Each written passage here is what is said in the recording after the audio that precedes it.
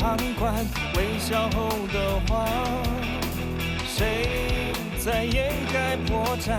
爱恨都不甘，当回忆不停向我哭喊，当理想被现实而宣判，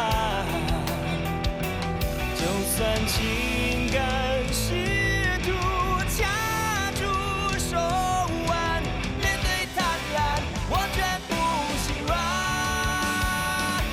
哦，自尊擦亮命运的双手一摊，眼神写上我看似狂妄。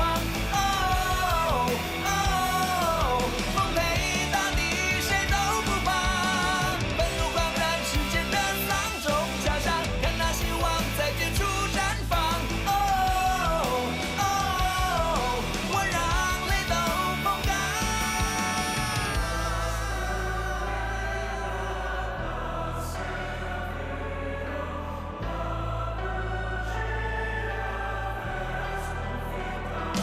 若真相真的可以用线索来推算，男人心的善恶应该用什么衡量？若结局它最后不过是一个虚幻，我一定会奋战。这已经是第3条人命，我已经害死了3个人。如果一开始我就去自首，根本就不会搞成这个样子。你已经没有回头路了，地上驰骋，来我这里吧，我可以给你财力跟权力，到时你想帮几个人就帮几个人。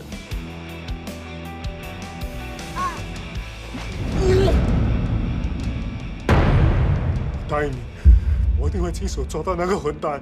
走，走啊！我是周国荣的朋友，我有证据证明是你害死了陈昌。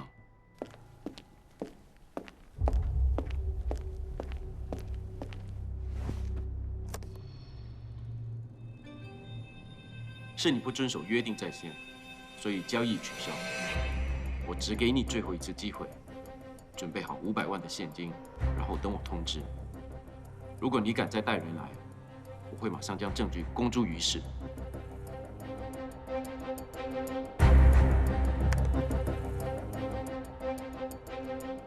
请给我3天的时间筹钱，我会照你说的做，下次必定单独赴约。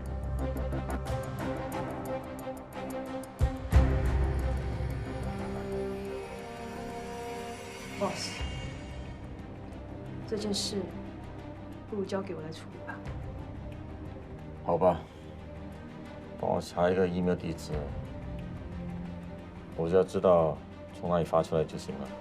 知道了。周婷，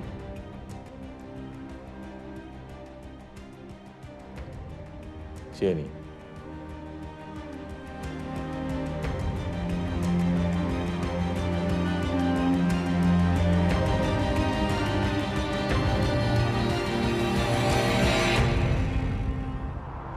你终于决定帮我了。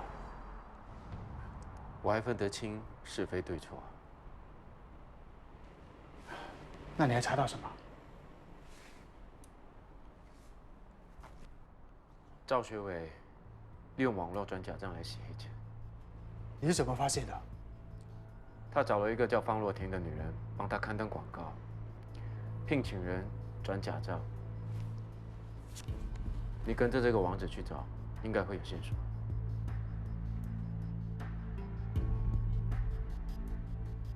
那保险箱的事呢？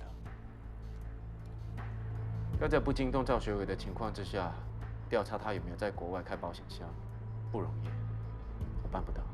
不行，那是很重要的线索。这保险箱里面到底有什么？我只知道，为了这个保险箱，他派人闯进我家，所以这个保险箱里头肯定藏有他犯罪的证据。我帮你留意一下吧。不过赵学伟这个人行事谨慎，我需要一点时间。我知道要你这么做很为难，但是现在只有你才能够帮我逮捕赵学伟。我感觉你已经超越了警察想破案的决心。你是不是跟赵学伟有什么过节？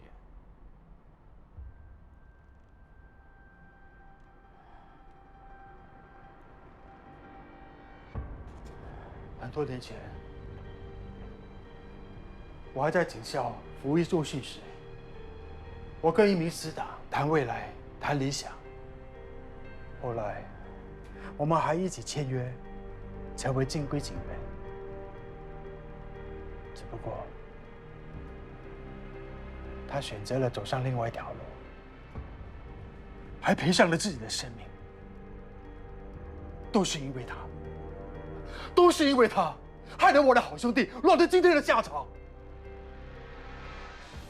赵学伟，他表面上一副仁义道德，他骗得了全世界，却骗不了我。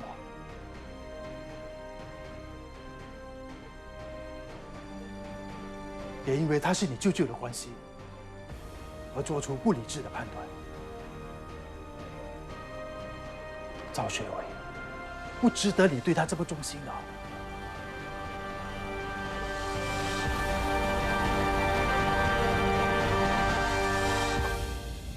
嫌犯是利用这种方式来招聘钱罗的。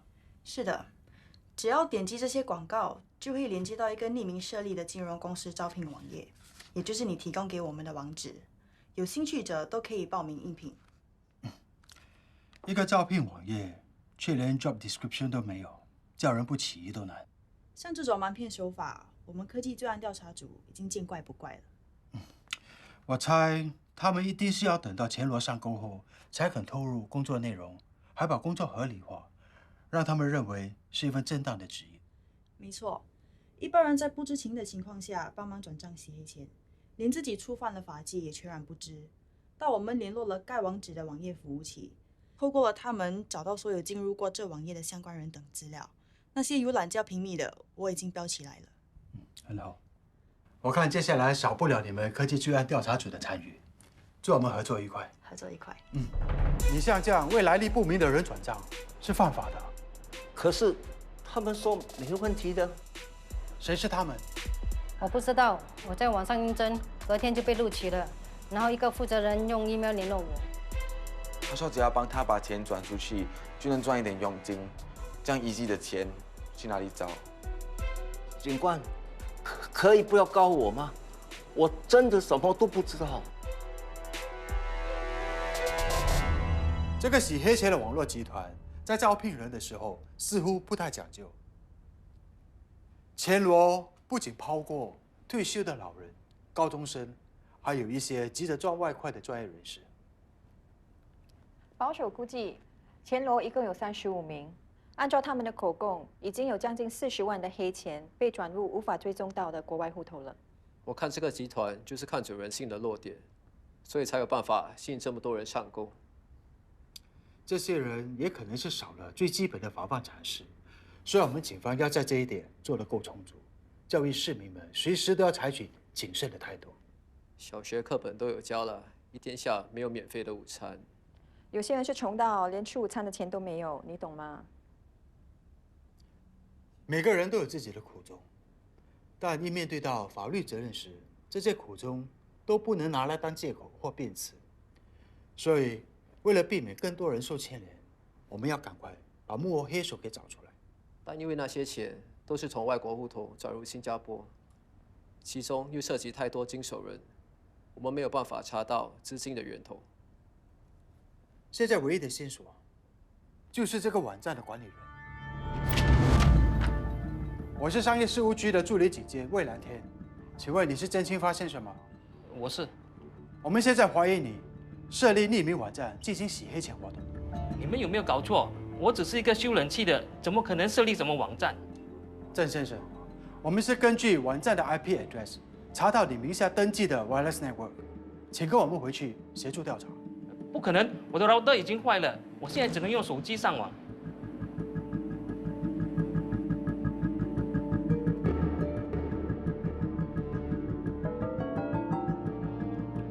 你说你的 router 坏了，那为什么还有信号呢？虽然灯亮着，可是我怎么 connect 都不能够上网。不相信你们自己试试看。我的 username Chan password 12341234。这样的密码不用3分钟就能破了，你不觉得危险吗？现在几乎每户人家都有 WiFi， 谁还需要盗用别人的？那你的 router 在什么时候开始坏的？大概2个星期前，电信局的人后天才来 check。Sir， 真的进不去，密码被人篡改了。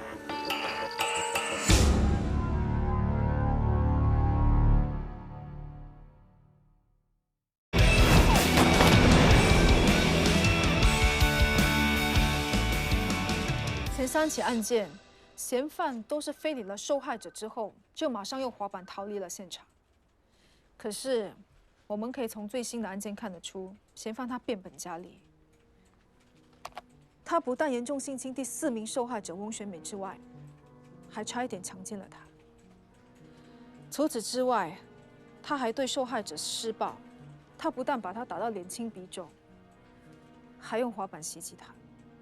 第4名受害者被他的滑板猛烈击中头部，结果脑积血，更导致中风。所以由此可见，嫌犯的干案手法越来越残暴。滑板方面调查出什么了吗？只知道滑板是黑色的，因为嫌犯都是在夜间行凶，所以受害者不是说太暗看不清楚，就是说嫌犯逃得太快，没注意到。第4名受害者应该跟嫌犯接触的最久吧？没错。可是他多次被打晕，而且还被嫌犯拖到离光线很远的地方，所以他也没有办法形容滑板。性侵受害者时，嫌犯同样戴着口罩和手套，但有别以往的是，他这次干案期间却脱下了口罩。那受害者不是看见他的脸？光线太暗，受害者没看清楚他的样子。如果他脱下手套就好了，可能可以查到指纹。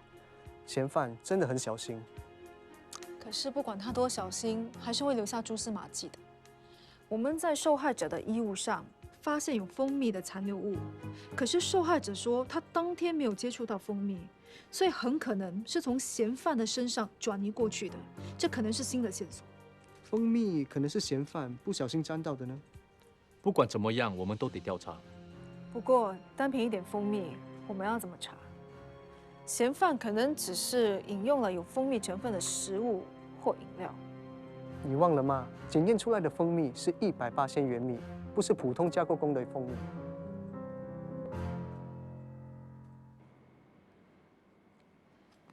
这是我偷偷带进来的，你最喜欢的猫山王榴莲，我喂你吃。不要。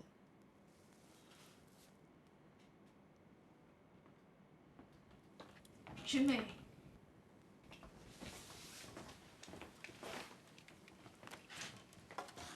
怎么样？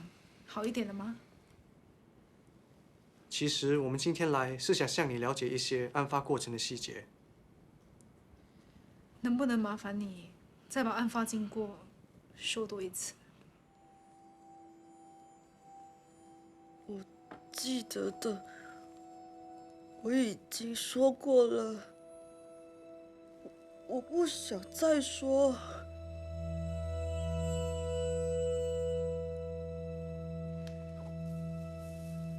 我知道，不过可不可以请你多回答我们几个问题？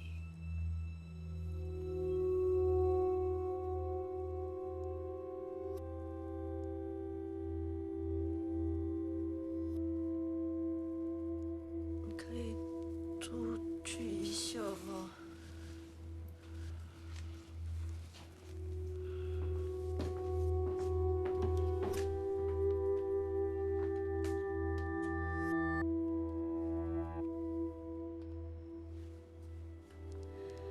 我们现在先回想当晚，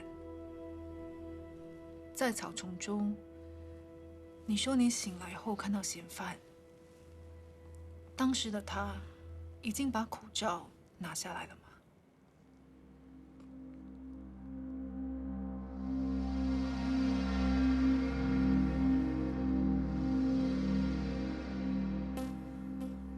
不要紧张。先把眼睛闭上，深呼吸。好，慢慢想，慢慢来，形容他的样子给我听。徐美，徐美，冷静，不要紧张。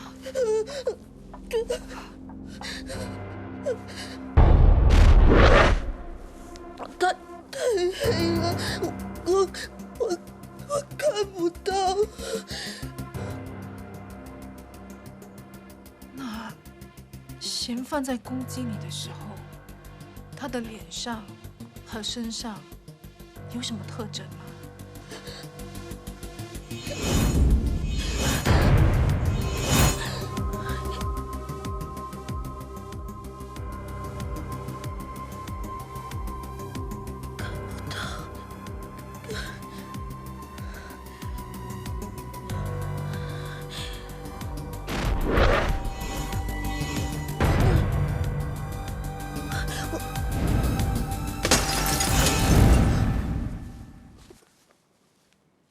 我好像拿一个玻璃瓶砸他的额头。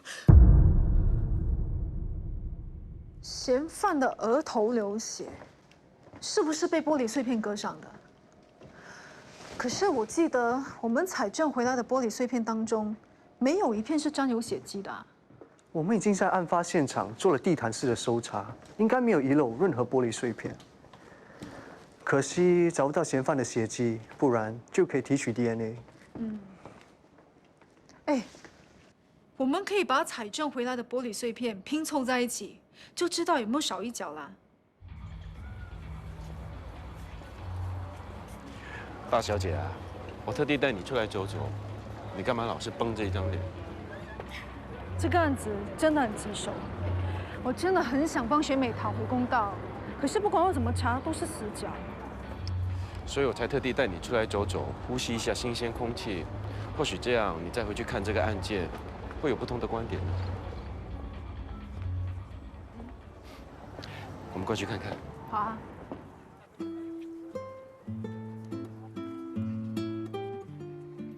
诗诗，你觉得这枚戒指怎么样？你想暗示什么呢？你觉得我送你一枚戒指，会是暗示些什么？我只是觉得这枚戒指很特别，想送给你，让你暂时保管。等你以后想结婚的时候，可以拿它来向我求婚。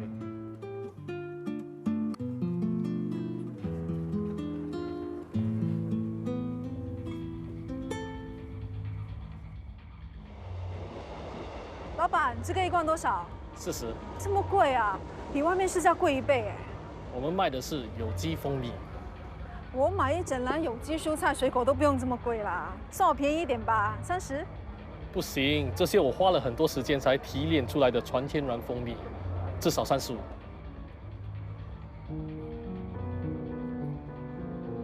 等一下，你是说这些蜂蜜都是自己提炼出来的？也是我自己养的。新加坡有养蜂人吗？不好意思啊。喂，赵全，什么事？玻璃碎片已经拼凑起来，证实少了一角。我们现在准备去案发现场搜寻。好，我马上过来。怎么了？不好意思啊，我得先走了。你就这样丢下我不管？不是约好一起吃饭吗？不要这样啊，改天再请你吃饭。OK， 拜拜，拜拜。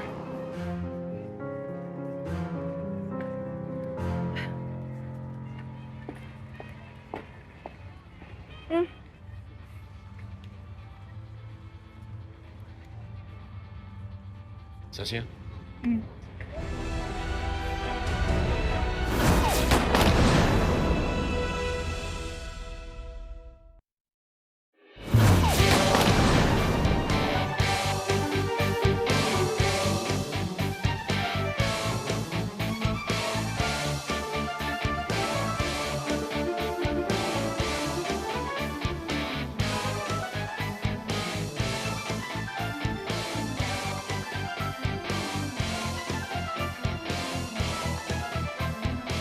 赵全，找到了，在这里。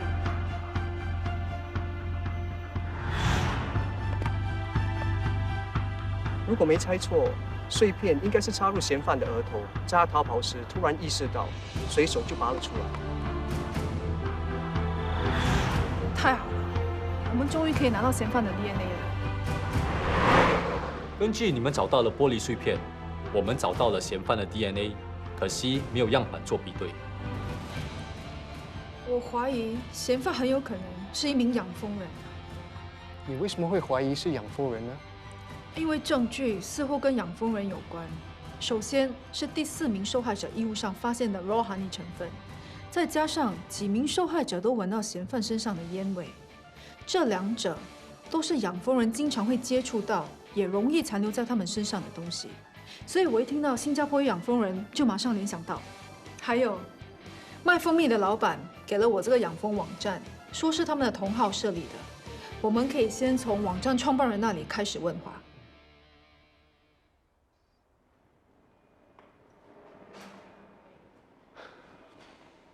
思思，听说全美的案件有新的进展，你们查得怎么样了？你也知道这是违反规矩的，放心吧，我们一定会跟进的。我跟你一起去。不太好吧？不如你先回医院陪学妹。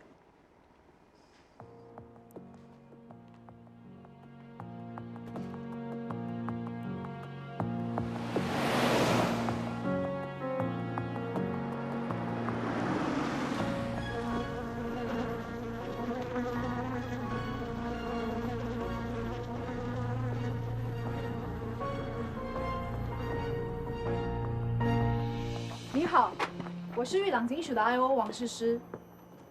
请问你是这个网站的创办人郑先生吗？又有人投诉我养蜂是吗？不是的，其实我们在调查一宗非礼案，我们怀疑嫌犯也是养蜂人，所以想请教你几个问题。哦，是这样子，我还以为你们是来叫我除下蜂窝的。你们想知道什么？新加坡养蜂的人，我多少都认识哦。那你认不认识喜欢玩滑板的养蜂人？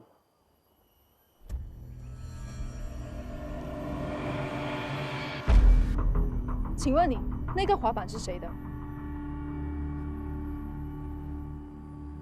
是我儿子的。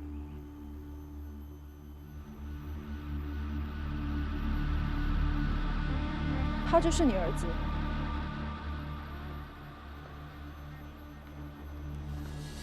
Hello。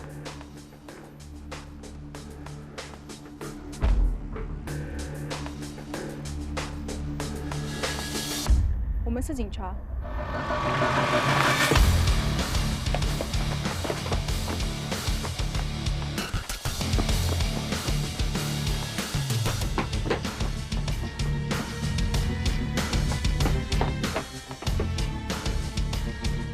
我先通知总部。好。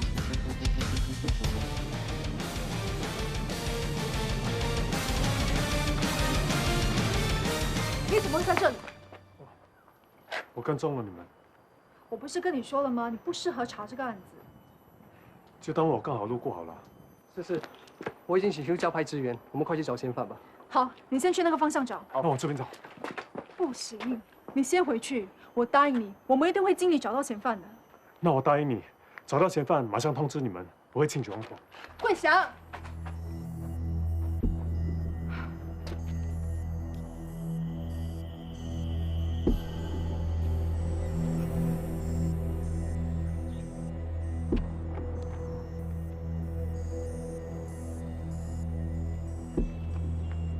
喂，思思，他可能在屋子的后院，你快过来。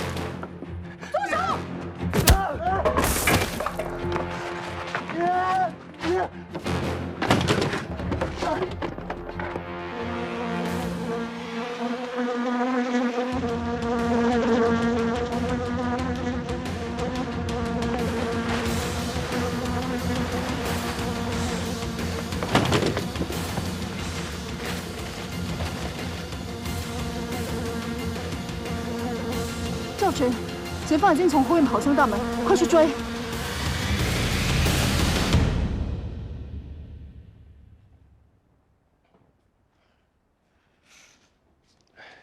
诗诗，怎么样？没事吧？没事，只是一点小红肿，休息几天就没事了。刚才那些蜜蜂差一点就把你的脸当蜜蜂窝了。你也被蛰到了，要不要紧啊？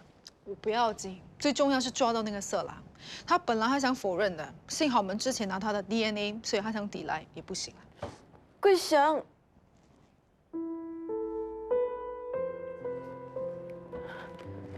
你没事吧？雪梅，我没事。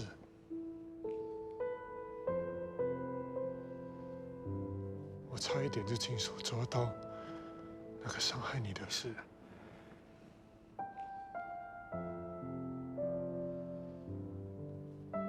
雪梅，你知道吗？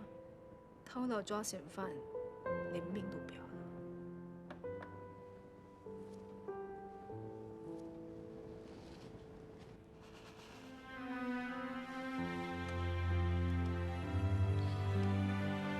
你的手会痛吗？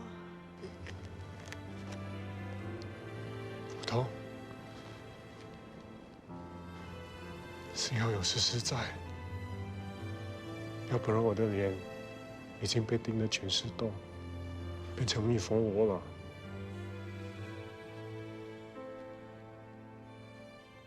我好想念你的笑容，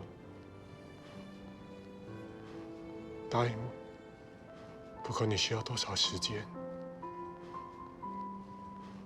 总有一天，你一定要变回以前那个开朗、乐观的翁雪梅。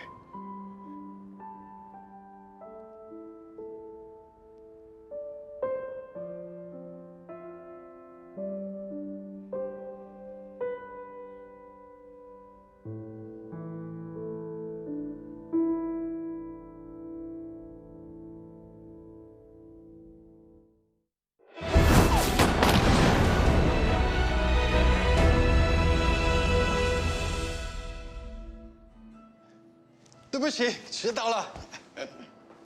我们的友情还经得起这10分钟啊！哎，虽然台湾和新加坡没有时差，不过你也不用动不动就飞过来啊。这次过来是为了解决一些我父亲的遗物，当然还有一件事，你拜托我查的事有眉目了。杨忠正曾经在台北一家金融公司开了一个匿名保险箱。原来保险箱在台北。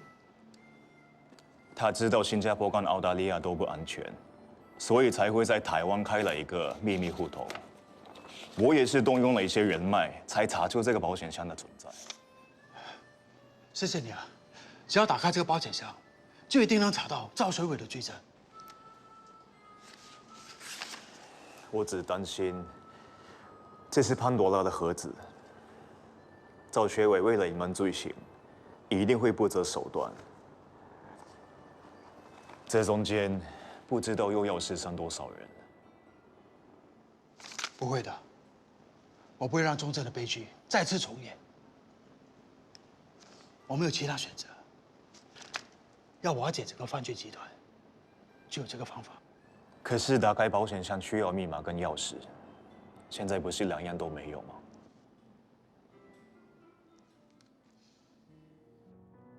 这是爸留下的钥匙啊。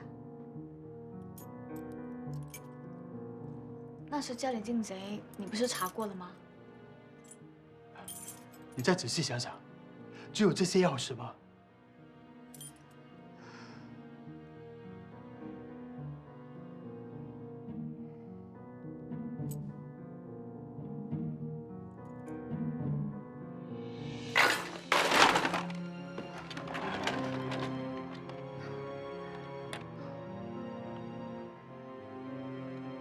这是爸送我的。没事的，我拿去修，一定会修好的。哎，给我。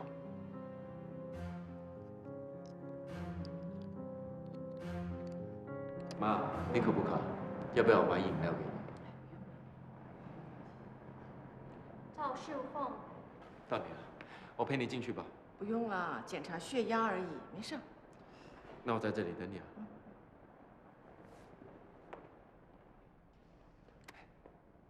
哎，你怎么会在这里？孩子病了，我只能请假出来带他看医生。来，叫安哥。安哥。Hello， 你叫什么名字啊？西恩啊，哎，西恩，你要赶紧好起来哦，不要让爸爸担心啊，啊。坐吧。你看起来很累，你这个爸爸真不容易当，又得照顾孩子，又得工作。可以请假出来带这个小鬼看病，已经算是忙里偷闲了。你看我的黑眼圈，都是被最近的案子给逼出来的。最近有什么案子啊？我看报章都没有什么大新闻，你们都在忙些什么？还不是在忙Pong的 case。Pong的 case， 他的线索不是已经断了吗？对不起啊，陈宇，警队的规矩你是明白的。既然已经辞职了，我就不能再对你透露什么了。没事，了解了。好好保重身体啊。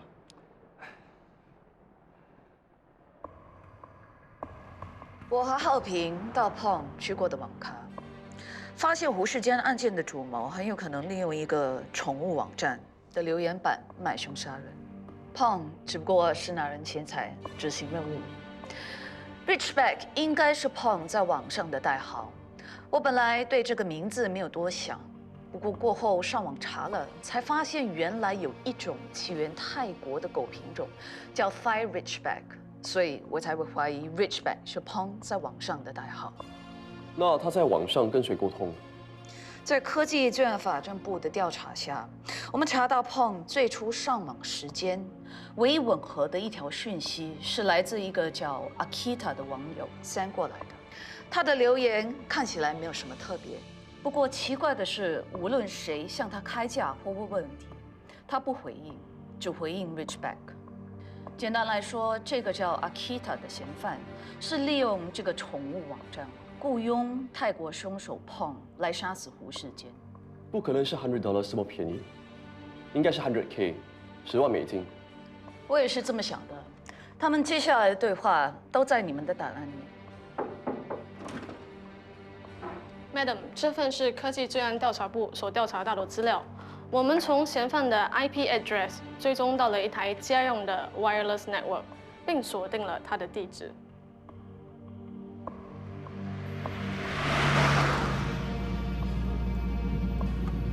只要销毁电脑，他们就查不到你跟Pong的谈话记录了。那如果他们查到我的 IP address 呢？就说有人非法侵入你的 wireless network。总之，舅舅会找律师帮你洗脱嫌疑的。我不怕独自翻船，只怕连累到 boss。我不允许任何人伤害到他，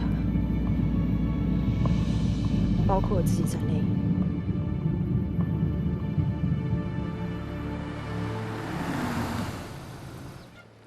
你在这里等我，我上去拿电脑。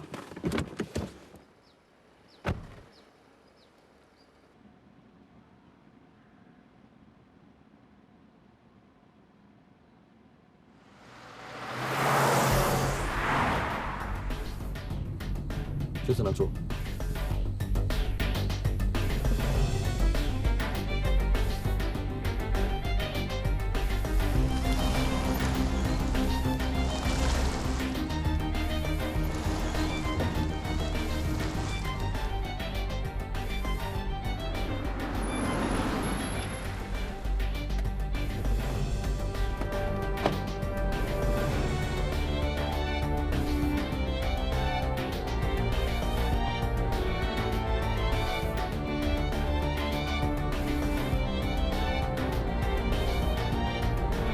警察来了。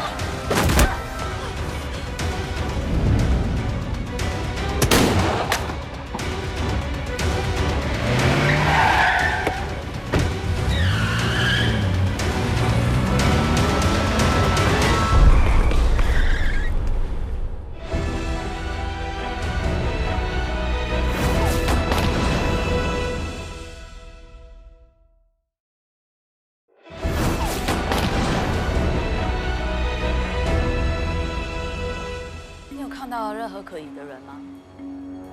好，谢谢你。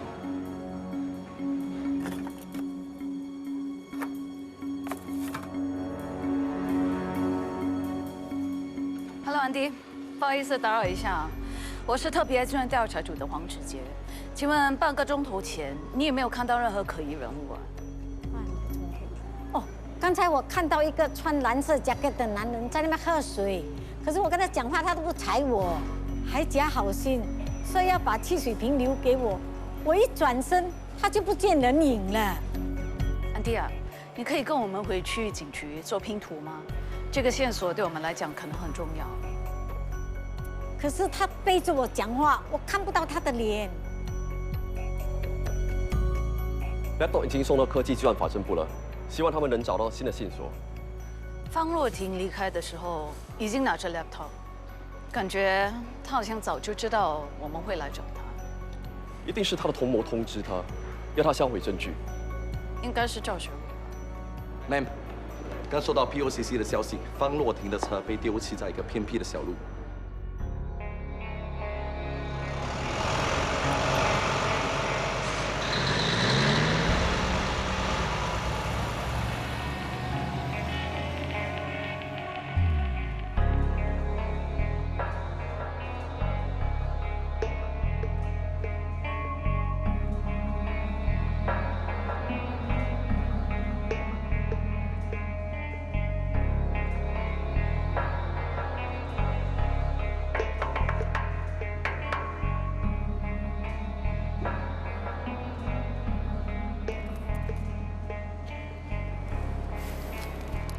你在外面盯着，有什么动静的话，马上通知我。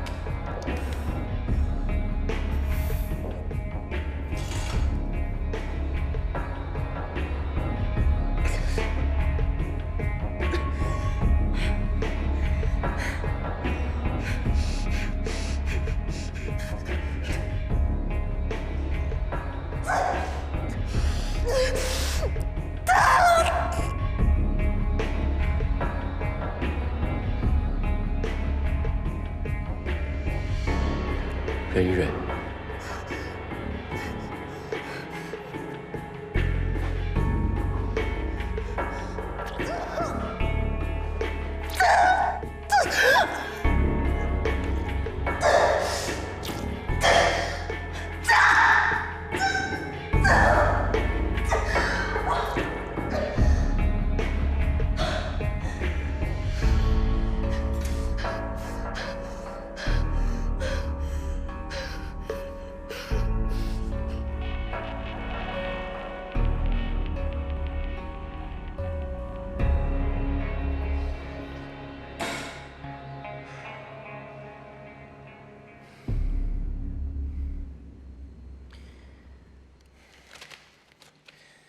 我已经帮你把子弹取出来了，你先在这里好好休息吧。我会通知舅舅，尽快想办法把你救出来。陈宇，谢谢你。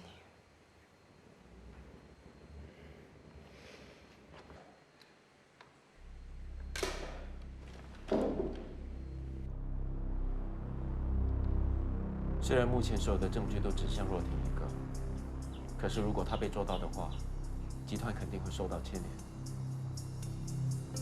连。不会的，他从小跟着我，我一手把他带大，他是不会出卖集团的。同样的，无论如何，我是不会弃他于不顾的。你真的那么相信他？当然。你们两个是我最信任的人。我现在被盯得很紧，不方便去看他。你先带我照顾他。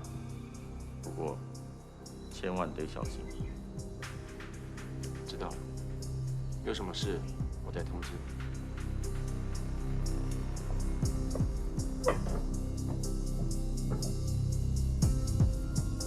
我刚从法政部回来，方若婷车内的指纹被抹得一干二净，完全查不出接她的人是谁。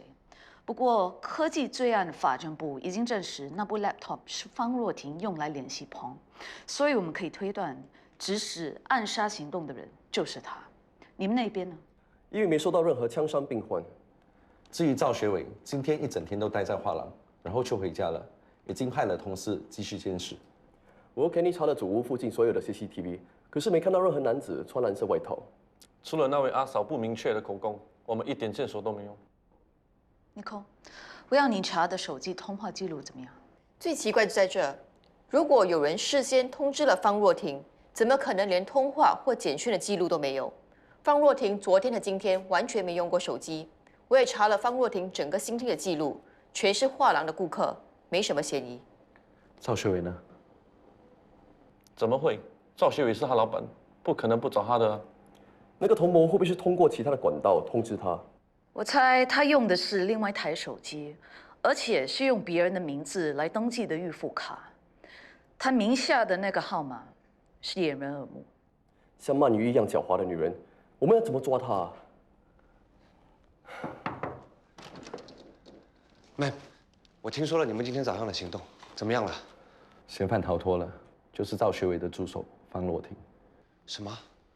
我今天早上刚刚在诊所碰到陈宇，没想到你们这么快就找到了嫌犯，而且那个人还是他舅舅的助手。你有跟他说什么吗？我只是跟他说我们还在调查彭的案子，后来他又问多了几句，我就没跟他说什么。那你还记得他早上的操作吗？哦，好像是件蓝色的外套。